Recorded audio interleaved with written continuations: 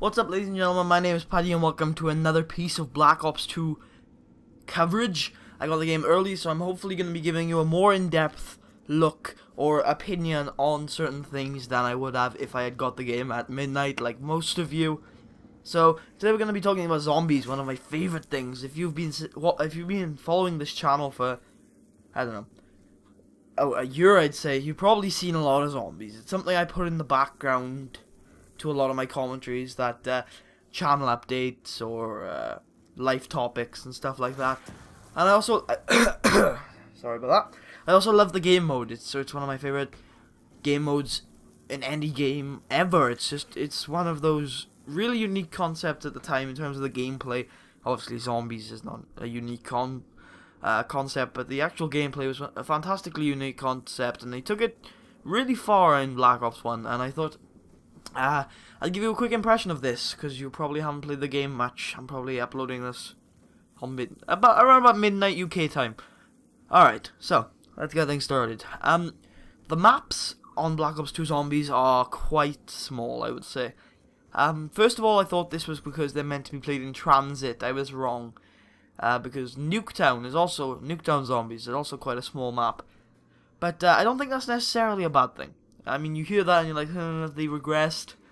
Well, there are 4 of them. Well, 3 if you bought the game normally, 4 if you got the hardened edition, because you get Nuketown Zombies. So, there's a lot of content there on day 1. And maybe the later maps will be bigger, but it doesn't matter because I wanted to get back to a point that they've gone for a really vintage feel, and I like that. They've done some things to make it definitely feel like nach der Untoten with a lot more substance to it. Especially Nuketown, which is a fantastic map, by the way. Nuketown Zombies is really, really fun. There's an armory in the middle with some guns, the Bowie knife, the claymores, and then there's perks at the back of the map, and it's a really fun experience, and there's some fun things on that map. But one thing I've noticed is that I'm not sure all the maps are designed for long lastability. You see, I'm not sure about other perks, but on a few of the maps, not all of the perks are on there. If you're talking about survival, the only maps I have seen Juggernaut on, which is obviously the most important perk, are Town and Farm. Now, I haven't actually played Bus Station as a survival map because I thought it'd just be the same as Transit, so I'll have to give that a look. But Nuketown doesn't seem to have Juggernaut. The perks drop down in one of the gardens of the houses, so maybe I just wasn't playing long enough. But I was on round 16, and Juggernaut still hadn't dropped, so that's kind of a problem. The ingenuity involved in, especially Transit, is very, very creative. Turning on the power is interesting, but does not seem necessary, because there's a thing called the turbine, which you get in the first area if you build it with a fan, a thing from a telephone, and a mannequin. And it powers stuff up, so I think you can only use it a certain amount of times, though. So you can, like, buy perks before the power's on, you can open doors before the power's on. It's quite an interesting concept, and I do like it. I like the bus idea as well. There's a snowplow that really... I haven't seen it being used at all, but there's 2 ways of getting on the roof as well, and that's cool. It's not a half saving on the roof either. Zombies can get up, and you can be hit off the roof by things in the air, basically, like bridges and stuff. So it is an interesting concept, and I'm very happy with the way it's turned out. It does feel vintage, hold up with your friends and shoot them up kind of thing, but to be honest with you, it doesn't seem that bad, and I haven't found the Easter egg yet because I've been playing solo mostly, or with randoms. But if there is an Easter egg, a proper story-based Easter egg, that's going to be cool, and that will give it a lot more substance. But as the survivor maps, they're all a bit vintage. And actually, I just thought, the bus station does not have jug, because I remember it's meant to be a challenge. It says on the description, no jug, no perks, no pack-a-punch, which... It's got a bit of a vintage feel, and I don't mind it that much, but it does seem like they've regressed a little bit. But the aesthetic is all good. It's still zombies. It still feels great. And the guns, even the Black Ops guns, feel manly. No more... Remember how pussy sounding the Galil was? No more. No more. It's a beast now. It's amazing. And the AK especially also is just oof, the AK-74U. The Bowie knife, I haven't bought it yet, but I've seen it and it looks pretty normal. Nuketown is a really well designed map, and I'm very surprised they just stuck to the Nuketown feel, and it's really interesting, and I really thought they couldn't do it. I didn't think they could turn, especially a small multiplayer map, into a good zombie map. But they've done well. They've done well to create quite an interesting environment for you to shoot up zombies in. And I do think, you know, they did take away rape training or circle stratting, whatever you want to call it. But that's I still could get to like level 16, which doesn't sound like much, but I wasn't trying.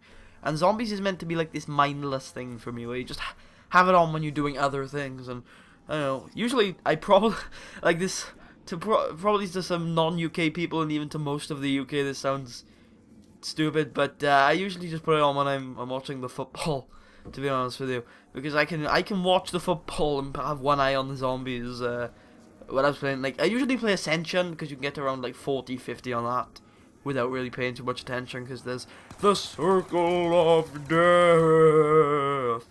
But you don't want to hear about Black Ops 1 zombies, you want to hear about Black Ops 2 zombies. In case you haven't got the game already, there is some Black Ops 2 zombies gameplay in the background. This is Town. So far, this looks like the most complete map. It has 4 perks, or maybe 5. Yeah, I think it has 5 perks. There's the original 4 and Stamina. And it also has Pack a Punch in the middle, so that's pretty cool. You don't need to turn the power on any of the survival maps so far I've seen. But yeah. There's one more thing I want to talk about, and that's the new perk. One new gun. Let's just go through the new guns first. The shotgun thing I haven't got yet, so I can't explain that. But the war machine is terrible. That's that grenade launcher thing. It's terrible. Don't use it. Don't pick it up. Keep your bloody assault rifle. There's also a new perk called Tombstone, which is green and is by the power on transit underneath the porta potty. I love that word, porta potty. Which is underneath the hidden valley thing in transit, and I have no clue what it does. It costs 2,000 points.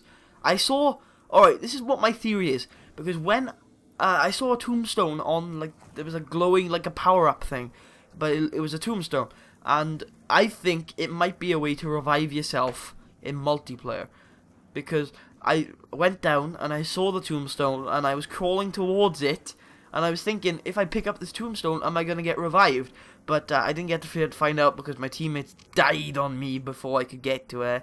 And they were the last ones left. And yeah, that was good. But I haven't found out where the Pac-Man... A lot of things seem hidden, and I like that. Now, the problem is, I don't know whether they're hidden or they don't exist. If you know what I mean. So, if they don't exist, that's a little disappointing. But if they're hidden, I'm pretty happy with that, because a lot of this is true blood zombie stuff, and they've hidden it away so that only the secret finders, which are pretty much the zombie players, can find it. And I like that. That's great. But if they don't exist, they've cut out a lot from this game. It seems like they have taken a few steps backwards, I have to say. Deadshot Daiquiri was a great invention. Flopper was the best perk they added, pretty much. It meant that you could use the Mustang and Sally's, the ray guns, any type of explosive weapon without getting hurt, and it was amazing. Everyone used it. Everyone I know used it when they were using the Mustang and Sally's or the ray gun, and they've just taken, well, from what I can see, they've taken it out of the game. Deadshot Daiquiri's out of the game. That's steady aim. It was amazing. It was very good. I used it all the time. What were the other picks they added? Mule Kick. They made a point to go back and add Mule Kick to all the old Black Ops maps, and yet they don't make it a focal point in this new game. Like, I don't like Mule Kick, but obviously Treyarch do, so why didn't they add it to this new game? It's very, very confusing to me, and it does seem like they've taken a few steps back, but I tell you what, it doesn't matter if they've regressed, it's still fun, and I think that's the main thing. It's still fun, it's still interesting, and it's definitely worth your money. Peace out. I'll see you guys hopefully later tonight, if not tomorrow.